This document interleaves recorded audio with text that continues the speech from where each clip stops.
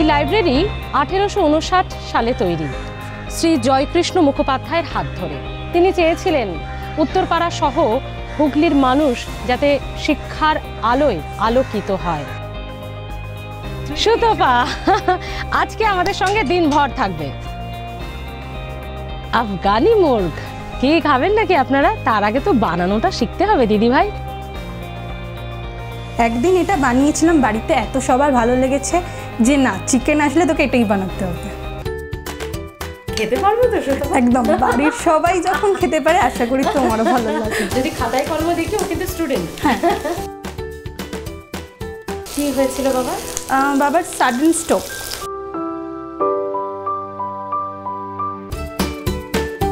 বৌদির সাথে কিরকম সম্পর্ক? হ্যাঁ ভালো। ননদ বৌদি? না না না,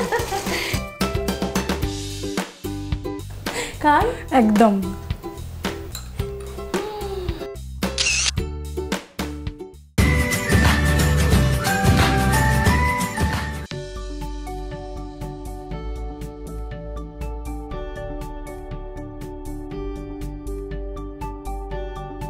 উত্তরপাড়া প্রাচীন জনপদগুলির মধ্যে একটি অন্যতম।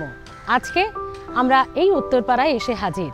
উত্তরপাড়া মানেই ইতিহাস যেন উত্তরপাড়ার অলিতে গলিতে অলিন্দে কথা বলে, কত কাহিনী কত গল্প। তারই মধ্যে একটি অন্যতম হলো এই লাইব্রেরি। এই লাইব্রেরি 1859 সালে তৈরি, শ্রী জয়কৃষ্ণ মুখোপাধ্যায়ের হাত ধরে। তিনি চেয়েছিলেন উত্তরপাড়া সহ হুগলির মানুষ যাতে শিক্ষার আলোয় আলোকিত হয়, সে কারণেই সেই উদ্দেশ্যেই এই লাইব্রেরি তৈরি। এবং বলা হয়ে থাকে, এটা আমিও পড়েছি, যে এশিয়ার যে বৃহত্তম লাইব্রেরিগুলি রয়েছে তার মধ্যে এটিও অন্যতম। আমরা উত্তরপাড়ায় আজকে এসে হাজির। সাবর্ণ রায়চৌধুরীর পরিবারের এক অন্যতম সদস্যের হাত ধরে এই উত্তরপাড়া যার গোড়াপত্তন হয়েছিল, এবং তিনি বাগান শহর হিসেবেই এই উত্তরপাড়াকে গড়ে তুলতে চেয়েছিলেন। এবার কেন আমরা উত্তরপাড়ায়? আজকে আমরা সোনার হেসেল নিয়ে শহর কলকাতা থেকে একটুখানি বেরিয়ে উত্তরপাড়ায় এসে হাজির হয়েছি।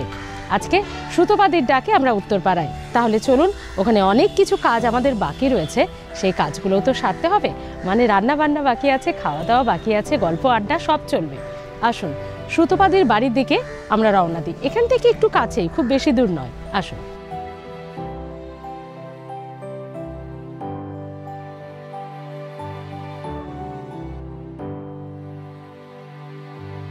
মন ভরে পুকুর দেখছিলাম, কারণ এরকম বিশাল পুকুর তো খুব একটা আমরা কলকাতায় সচরাচর পাই না, দু একটা হাতে গোনা। আর এই যে ওইদিকে না মাছ ধরাও চলছে। আমি জয়ন্তদাকে বলবো যদি একটু সম্ভব হয় মাছ ধরাটা দেখাতে। মানে এখানে কিন্তু তার প্রচুর মাছ আছে, এবং পুকুর পাড়ে কত হাঁসও দাঁড়িয়ে রয়েছে, মানে হাঁসও চড়ে। দারুণ একটা প্রাকৃতিক শোভা কিন্তু এখানে দেখা যাচ্ছে। আর পুকুরটাকে জুড়েই চারিপাশে, পুকুরটার পাড় জুড়ে বাড়ি, অসাধারণ বলুন। তবে পুকুর দেখলেই তো আর হবে না, কারণ সোনার হেসেল নিয়ে যখন এসেছি তখন আজকে যে থাকবে আমাদের সঙ্গে আজকে সোনার হেসেলে, তার বাড়ি পৌঁছতে হবে। তো এত সুন্দর পুকুরে লোভ কি ছাড়া যায় বলুন? সে কারণেই দাঁড়িয়েছিলাম। আসুন তাহলে। চলে এসেছি সুতোপার বাড়ি। আজকে উত্তরপাড়ায় সুতোপার ডাকে আমরা সোনার হেসেল নিয়ে। আর এই যে সুতোপা আজকে আমাদের সঙ্গে দিনভর থাকবে। সুতোপা অবশেষে উত্তরপাড়ায় আমরা সুতোপার বাড়ি। অনেকদিন ধরে সুতোপা ফোন করছিল, কিন্তু আসা হচ্ছিল না, কারণ একটু ডিস্টেন্সটা রয়েছে তাই। তবে ফাইনালি চলে এলাম। ওই বাড়ির সামনে অসাধারণ একটা পুকুর। বিকেলে তো পুকুর পাড় জুড়ে ঘুরে বেড়ালেই সময় কেটে যাবে। আমি তো অবসর সময় জানো তো, যখন মন টন খারাপ হয় পুকুর পাড়ে গিয়ে টাইম কাটাই, সত্যি খুব ভালো লাগে। আহা বলুন, এটা কিন্তু মিস করি আমরা। তো যাই হোক, আজকে সোনার হেসেল নিয়ে যখন এসেছি, কি রান্না করছো সুতোপা? আমি আজকে বানাবো আফগানি মুর্গ। আফগানি মুর্গ কি খাবেন নাকি আপনারা? তার আগে তো বানানোটা শিখতে হবে দিদি ভাই। তাহলে চলুন আর দেরি না করে আমরা একটু ভেতরে চলে যাই, রান্না বান্না শুরু করে দিই। চলো চলো এসো। সুতোপাকে নিয়ে নিচে তো পরিচয় আপনাদের সঙ্গে আগেই করিয়ে দিয়েছি, এবার ওকে নিয়ে একদম সঙ্গে ওর কিচেনে। আমরা আজকে খাবো এখানে, মানে ও রাঁধবে আর আমরা খাবো, আপনারা শিখবেন। সেটা হচ্ছে আফগানি মুর্গ, তাই? হ্যাঁ। মুঘল ঘরানা বা আফগানি ঘরানা বা সুলতানি ঘরানা যাই বলুন না কেন, এই ডিশে ঠিক কি কি হতে চলেছে, গোটা ব্যাপারটা কি হবে, তার জন্য গোটা এপিসোডটা আমাদের সঙ্গে থাকতে হবে, দেখতে হবে এবং রেসিপিটা শিখতে হবে।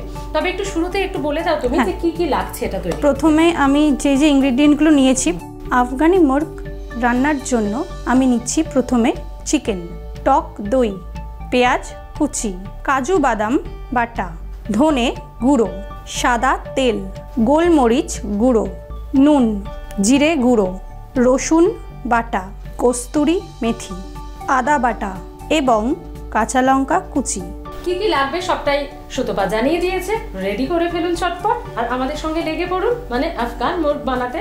তো আমরা প্রথমে ম্যারিনেট করব। হ্যাঁ, চিকেনটা তোমাকে দিয়ে দিই। প্রথমে চিকেন নেব, আর কি নেবে? তারপরে আমি না একটু দইটা আমাকে দাও। দই দিয়ে এটা ম্যারিনেট করব। আচ্ছা, আরেকটা কথা একটু জানতে চাইবো, এটা তুমি দাও দিতে থাকো। সেটা হচ্ছে এখন তুমি করছো ঠিকই, আমাদের রিয়েল টাইম তো মিশিয়ে ফেলতে হবে, কিছু করার নেই। হ্যাঁ, কিন্তু এটা যদি আগে ম্যারিনেট করে রাখা হয় তাহলে কি একটু ভালো হবে? হ্যাঁ একদম। এটা তুমি খুব কম সময় থাকলেও 1 ঘন্টা মিনিমাম। এবার তুমি ফ্রিজ আপ করতে হবে? একদম না, তুমি ফ্রিজ আপও করতে পারো, নর্মালও রাখতে পারো। এটা কিন্তু ওভারনাইট রাখতে পারো, খুব ভালো তো হবে। তাই এর টেস্ট দেখবে, রান্না হয়ে যাবে এবং টেস্ট খুব ভালো হবে, কারণ ইনগ্রেডিয়েন্টস গুলো ভেতরে ঢুকে যাবে। এটা কি শুধু দই নাকি আরো কিছু দেবেন? হ্যাঁ, আমি প্রথমে টক দইটাকে একটু মিশিয়ে নেব, তারপরে দেব হচ্ছে আদা বাটা। এটা শিখেছো কোথায়? এটা জানো তো আমার কিছুটা মানে ইনভেনশন বলতে পারো, মানে হয় না এক একটা ইনগ্রেডিয়েন্ট দিয়ে হঠাৎ বানিয়ে ফেলা, এরকম। একদিন এটা বানিয়েছিলাম বাড়িতে, এত সবার ভালো লেগেছে যে না, চিকেন আসলে তোকে এটাই বানাতে হবে। সর্বনাশ, মানে এই যে এটা এর মাথা থেকেই বেরিয়েছে। আমি জানি না টেস্ট কি হবে, আপনারা বাকিটা বুঝে নিন। খেতে পারবো তো শুধু? একদম, বাড়ির সবাই যখন খেতে পারে আশা করি তোমারও ভালো লাগবে। মজা করলাম। না না, আমরাও অ্যাপ্রিসিয়েট করি সমস্ত দিদি বন্ধু বোনেদের কাকিমাদের, যে দেখুন ইউটিউব দেখে বই দেখে রান্নার বা কারো কাছ থেকে শুনে সেটা তো ঠিক আছে, অবশ্যই অ্যাপ্রিসিয়েবল সেটাও, কিন্তু যেটা একদম নিজের মাথা থেকে বেরোবে ওটা তো একটা অন্য ব্যাপার হয়। তারপরে দেখবে যখন নিজে বানিয়ে সেটা যদি অপরের ভালো হয়েছে খেতে, ওটা বেস্ট একদম।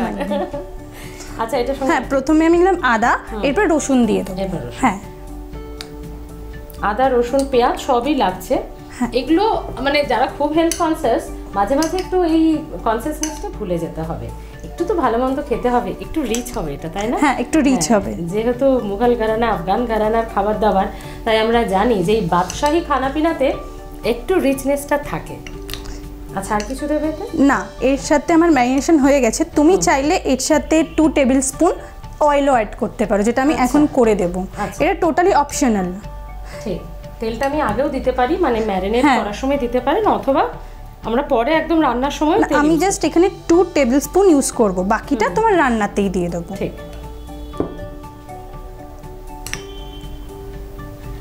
দেখো আমার, তুমি বলছিলে না যে একটু রিচটাই, এখনই অনেকটা রিচ হয়ে গেছে, কিন্তু খেতে খুব সুন্দর। দাঁড়াও, আগে পুরো রান্নাটা সেটা তো অবশ্যই, সেটা তুমি কমপ্লিমেন্ট দেবে আমাকে। এই দেখো আমার ম্যারিনেশন একদম হয়ে গেছে। আর হ্যাঁ, আচ্ছা আমরা একটুখানি ম্যারিনেট করে রেখে দিই, একদম। ততক্ষণ আমরা একটা ব্রেক নিয়ে নিই। 1 ঘন্টা হয়তো নয়, একেবারেই সেটা ভুল ভাববেন না যে 1 ঘন্টা পর ফিরে আসবো, আমাদের উপায় নেই, চটপটি ফিরে আসতে হবে। কিন্তু আপনার কাছে তো অপশন আছে ওভারনাইট বা সঙ্গে আপনারা 1 ঘন্টা এটা রান্নার আগে সেটা ম্যারিনেট করে রাখতে পারেন। দেখা হচ্ছে ব্রেকের পর, সঙ্গে থাকবেন। ফিরে এলাম বিরতির পর। অনেক বড় একটা রেসিপি রয়েছে, চটপট শিখে নিতে হবে। তো আমিও সে কারণেই চটপট একদম রেসিপিতে ঢুকে পড়ি। সেটা হচ্ছে আমাদের ফ্রাইং প্যান আমরা গরমে বসিয়ে দিয়েছি, ম্যারিনেশন করে আমরা ব্রেকে গিয়েছিলাম। এরপর কি বলো নেক্সট? প্রথমে আমাকে তেলটা দাও। হ্যাঁ শিওর, তেল দিলাম। আমরা এটা সাদা তেলেই রান্না করছি, তো কেউ যদি চায় যে সরষের তেলে তাহলে সে করতে পারে, কিন্তু এই স্মেল আর এই টেস্টটা আসবে না, ঘেটে যাবে না। হ্যাঁ, এবারে তুমি এখানে না, তুমি ঘিও অ্যাড করতে পারো, বাটার অ্যাড করতে, সেটা এখন যেহেতু মানুষ একটু বেশি হেলথ কনসিয়াস, সেই জন্য আমি একটু অ্যাভয়েড করছি। হ্যাঁ, মানে আপনারা যদি চান তো ঘিও রান্নাটা করতে পারেন। এটা না এমনিতেই তোমার রিচ রেসিপি, এবার ঘি দিলে একটু বেশি রিচ হয়ে যায়। না, বাদশাহী খানাপিনার সঙ্গে দেখবে গোটা গরম মশলা, ঘি, তেজপাতা এগুলো কিন্তু খুব যায়, মানে খুব এনহ্যান্স করে টেস্টটাকে। না, তেল গরম হয়ে গেছে। হ্যাঁ, তেল গরম হয়ে গেছে। ফোড়নের কোনো ব্যাপার নেই, না ফোড়নের কিছু, আমরা ম্যারিনেট করা চিকেন দিয়ে দেব। না তাহলে পেঁয়াজটা দেব। ঠিক ঠিক, আমরা পেঁয়াজটা প্রথমে ভেজে নেব। হ্যাঁ, বাড়িতে কে কে আছে? বাড়িতে আমার joint family. Oh you are so lucky. এখনো তুমি জয়েন্ট ফ্যামিলি থেকে বিলং করো? হ্যাঁ। দারুণ ব্যাপার। তো কে কে আছে? আমার দাদা, বৌদি, মা, তারপরে তোমার জেঠিমা, কাকা। আমার বাড়িতে জানো আমার দাদার একটা বাচ্চা আছে, বেবি, সে আমার হাতে রান্না খেতে ভীষণ ভালো। বাহ, বাচ্চারা ভালোবাসা বোঝে যে কার কাছে তারা স্নেহ পাচ্ছে, কার কাছে। আর আমাকে ভীষণ ভালোবাসে। কি বলে, পিপি? হ্যাঁ, পিপি, একদমই তাই। এটা খুব কমন, মানে বাচ্চারা পিপি বলার আগে পিপিটা ঠিক শিখে নেয়। আচ্ছা, আর বাবা? বাবা এক্সপায়ার হয়েছেন গত 8 মাস হয়েছে। ও আচ্ছা, কি হয়েছিল বাবা? বাবার সাডেন স্ট্রোক। আচ্ছা, তুমি কি একা? মানে হ্যাঁ, আমি সিঙ্গেল চাইল্ড। মানে মা এখন তোমার উপরে ডিপেন্ডেন্ট এবং তোমাকে ঘিরেই বেঁচে থাকে। একদম। তো মাকে কিভাবে সময় দাও?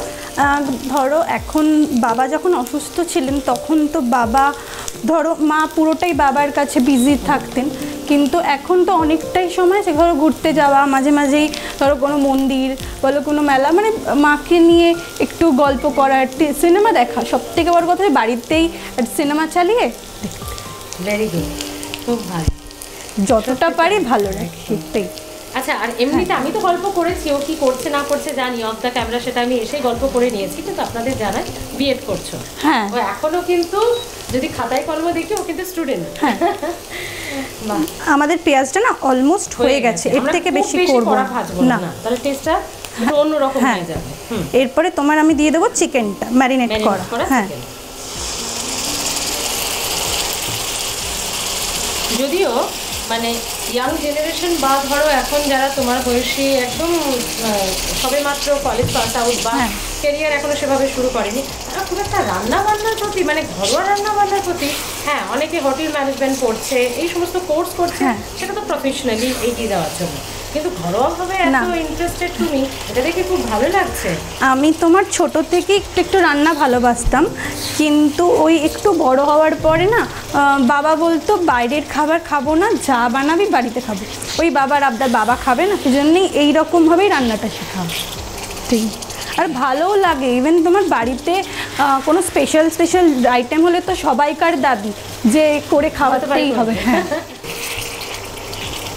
এরপরে না আমি কিছু মশলা দিয়ে দেবো। হ্যাঁ বলো।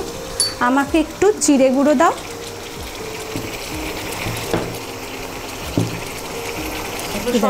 হ্যাঁ, হ্যাঁ।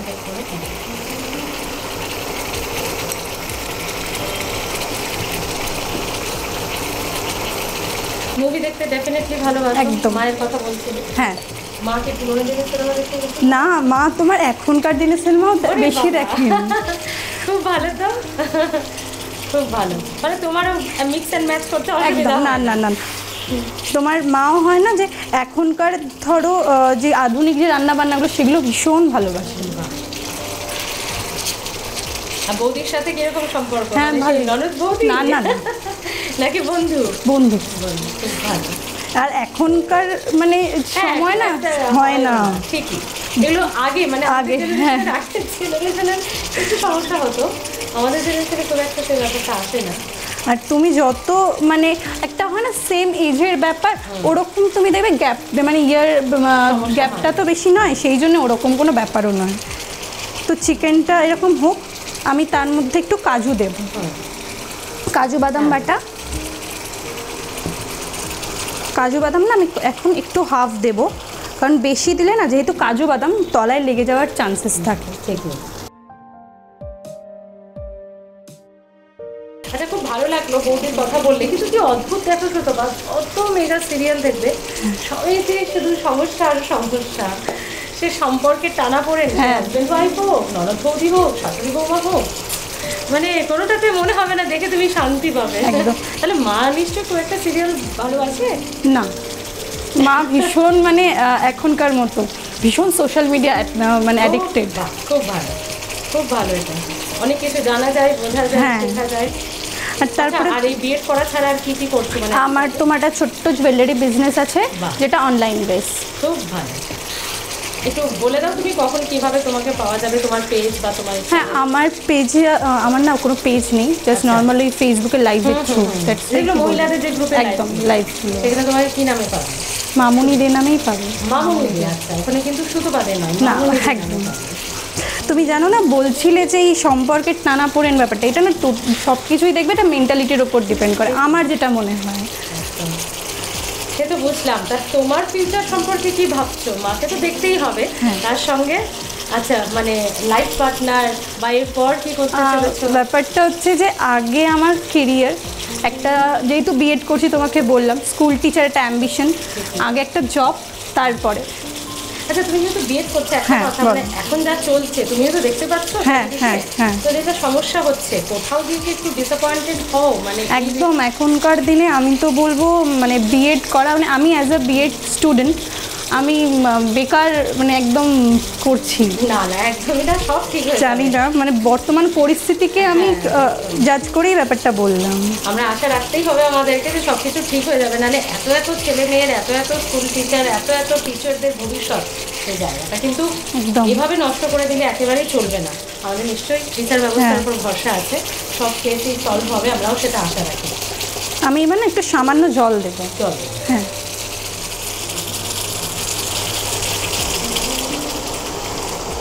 এবার কি একটু ঢাকা দিয়ে রাখবো? হ্যাঁ, ঢাকাটা দিয়ে দেবো, কিন্তু তার আগে একটু পরিমাণ মতো নুন দিয়ে দিই। হ্যাঁ,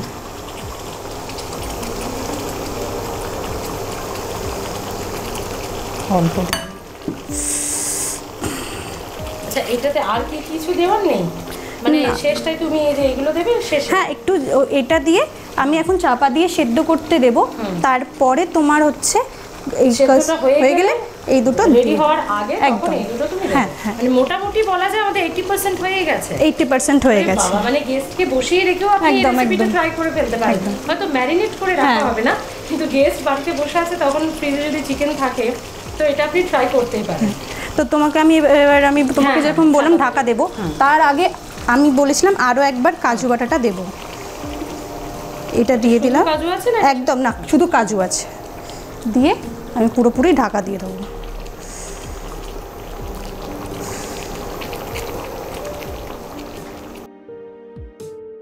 বেশ কিছুটা সময় আমরা রিয়েল টাইম অ্যাডজাস্ট করে নিয়েছি। কি গন্ধ বেরিয়েছে! ও শুরু থেকেই খুব কনফিডেন্ট ছিল ভালো হবে, গন্ধে মনে হচ্ছে ভালোই হবে। কমপ্লিমেন্ট পেয়েছি বলেই সেটাই।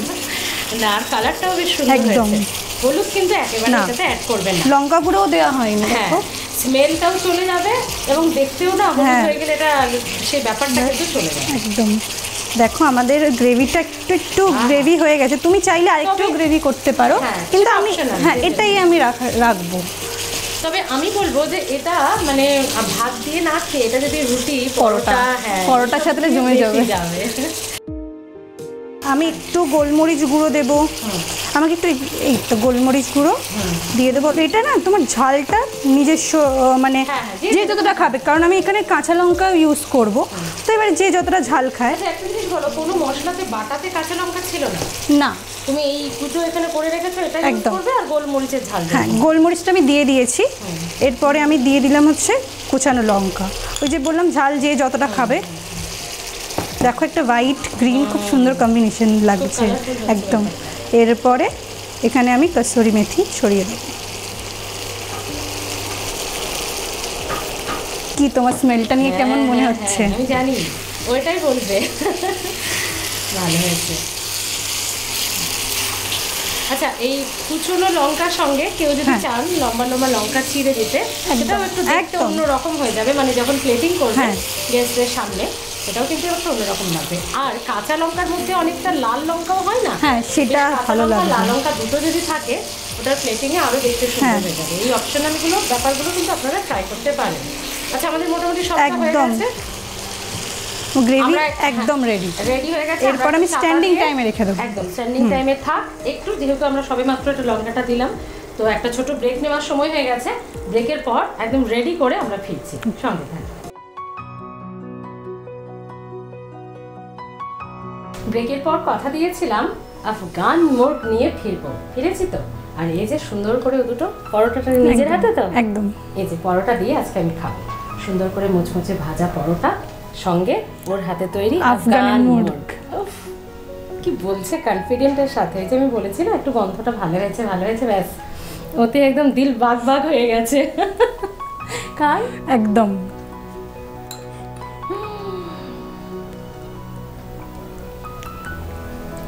একদম খারাপ হয়নি, দারুণ হয়েছে খেতে। Best of luck. Thank you. খুব সুন্দর হয়েছে খেতে।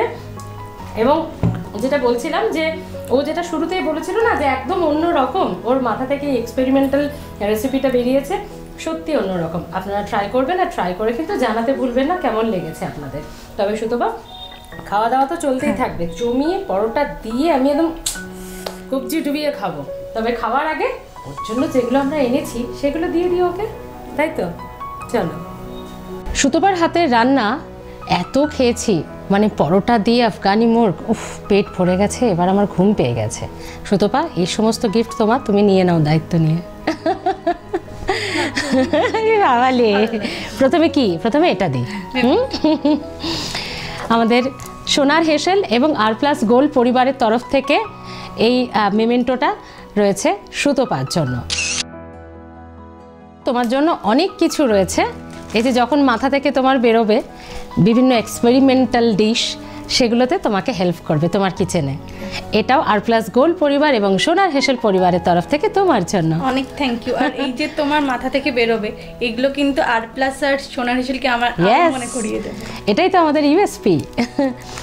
এর সঙ্গে একটা ভারী বিষয়বস্তু রয়েছে, ওদিক থেকে ধরো তুমি। এটাও তোমার জন্য, তোমার পরিবারের জন্য, এবং মাকে, দাদা, বৌদি, পুচকুকে সবাই মিলে আনন্দ করে খেও, আমাদের খুব ভালো লাগবে। R+ গোল্ড এবং সোনার হেসেল পরিবারের তরফ থেকে তোমার জন্য অনেক থ্যাংক ইউ। চলো রেখে দিই। কেমন লাগলো বলো? এই যে বেশ কয়েক ঘন্টা কাটালাম, কেমন লাগলো তোমার? অনেক ভালো লেগেছে। আর সব থেকে ভালো লেগেছে যখন টিভির এপারে বসে আমি তোমাদের এপিসোডগুলো দেখতাম, মানে সবসময় ভাবতাম কবে যাব। যোগাযোগ করেছি, তোমরা এসছো, তোমাকে আমার ওই সব থেকে প্রিয় রেসিপিটা তোমার সাথে শেয়ার করেছি, আমার খুব ভালো লেগেছে। তোমার ভালো লেগেছে? একদম, খেয়ে খাইয়ে সব কিছু করে ভালো কেটেছে আমাদের এই এপিসোড। আপনিও যদি চান যে আপনার মাথা থেকে কোনো এক্সপেরিমেন্টাল কিছু বেরোচ্ছে, বা ছেড়ে দিন এক্সপেরিমেন্টাল না হোক, যেটা আপনি খুব ভালো রান্না করেন এবং পরিবারের সকলে বলে দারুণ রান্না হয়েছে, দারুণ রান্না হয়েছে, আমাদেরকেও ডাকুন একদিন, খাওয়াও আমাদেরকে। তার কারণ হচ্ছে আমরা তো তুলে ধরবো সবার সামনে, এটাই তো আমাদের USP। আমি স্মৃতি গোটা টিম নিয়ে পৌঁছে যাব আপনার বাড়ি, আপনার হেসেলে, আপনি রান্না করবেন, দেখাবে সোনার হেসেল। আজ আসি, খুব ভালো থেকো, আর লাইফ পার্টনার তাড়াতাড়ি চুজ করে নাও, দেরি করো না। ভালো থেকো, বেস্ট অফ লাক। তাহলে বৌদিরা আজকে আসি, দেখা হচ্ছে কোথায়? আপনার হেসেলে। ফোন করতে হবে তো, আমাদের ফোন নাম্বার এবং ঠিকানা। অংশগ্রহণের জন্য আজই আমাদের ফোন করুন 9836323248। আমাদের ঠিকানা সোনার হেসেল, R+ গোল্ড, 27 নম্বর Mirza Ghalib street, 3rd floor, Kolkata 16। আমাদের ফোন নাম্বার, ঠিকানা সবই জানিয়ে দিয়েছি। এবার সুতপার বাড়ি থেকে আমার যাওয়ার পালা। কোথায় যাব? নেক্সট এপিসোডে আপনার বাড়ি। ফোন করুন, দেখা হচ্ছে তাড়াতাড়ি।